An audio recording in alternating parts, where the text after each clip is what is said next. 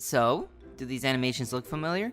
If not, then I highly suggest you stop this video, go and watch these, I'll leave the links down below, then come back and finish. Now, why, you may ask? Well, today we're talking about the man behind these animations, a man who I feel doesn't get a lot of credit for his skills, for which he had so many that contributed to Walt Disney's success. His name is Ub Iwerks, a man who gets so much credit for making Mickey Mouse, and even though Walt did in fact come up with the idea of Mickey and the early sketches, it really was Ub who gave Mickey's more finalized face and body. Also, Ub did so many animations, most of which he nearly did all himself in just a matter of days. Now, with that being said, let's just see how crucial and awesome the man he himself was, Ub Iwerks. Ub Iwerks, born as Ub Iwerks on March 24th, 1901 in Kansas City, Missouri. Now, Ub was an interesting fellow, a jack of all trades as you will.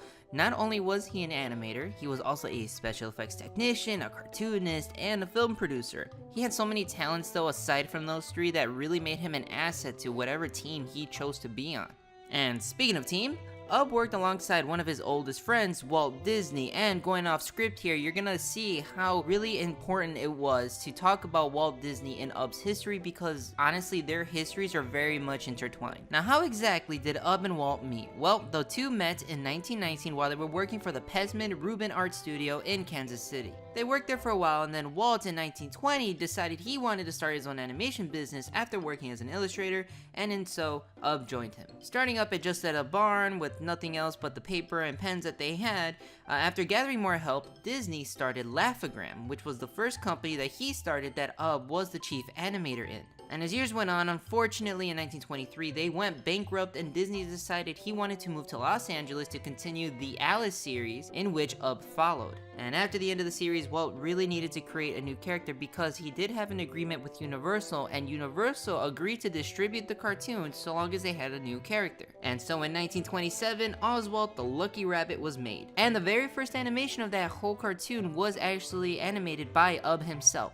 Again, really showcasing how amazing his art was. Then in 1928, Walt did leave Universal because he did lose control of Oswald, but Ub stayed on the team with Disney and they started thinking of new characters. So Ub started doing some sketching, and of course he created some characters, of some being animals, and some of them ended up being characters we know nowadays, like Clarabelle Cow and Horace Horsecollar. And after a failed business meeting, unfortunately, Walt did start sketching a mouse, and he passed it along to Ub, and Ub was the one that really finished the finalized version of Mickey Mouse while trying to keep Disney's vision of how he pictured the character. And again, this goes back to why people give credit to Ub being the one who made Mickey Mouse, because even though Disney did start the sketches and the vision of the character, it was Ub that really brought him to life. Now, the first few Mickey Mouse and Silly Symphonies cartoons were almost entirely made by Ub, and he also animated Steamboat Willie and The Skeleton Dance, which, by the way, again, I will leave down below. If you guys have a couple minutes, I highly suggest you watching these, not only because you get to see the amazing cartoonist that Ub was, but also think of everything he had to do in a matter of days, because he did some of these in, I believe one of them was like in a month or two, and all that work he did himself, like that's just, for that time that they were in, that is amazing.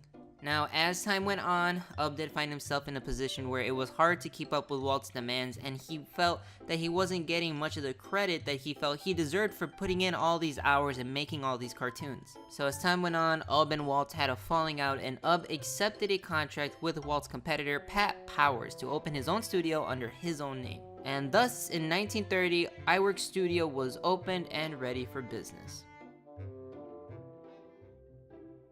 So ladies and gentlemen, this is going to be where I end this video, only because, this entire video I was planning to make it focused on Ub, his history, and how he started, but I realized he's done so much more than just this, that I would love to have a video specialized just for that. And in this video, the history of Ub's history is very intertwined with Disney's because they have worked together and been friends for so long that you cannot talk about one without mentioning the other. So I'm gonna leave it with that, and hopefully you guys enjoyed it. But alright, thank you guys for watching this. I hope you guys enjoyed it. I hope you guys really learned a lot about UB iWorks. And again, we still have so much more to cover, and that's the best part, is there's so much more about UB that I'm definitely gonna make the second video about. So if you guys enjoyed this, please go ahead and give this video a like, and if you are new and want to learn more about history of animation while seeing it in an animated format, please feel free to subscribe for more future videos. And don't forget guys, I'm still holding that little thing where I would love it if you guys can do art for me, and I use these in videos and I give you all the credit. If you're still interested, I will leave my email on screen and down below. Send me an email. Send me whatever you'd like. Draw my character in many different expressions if you'd like, and I would greatly appreciate it. And with that being said, I'll see you guys in part 2.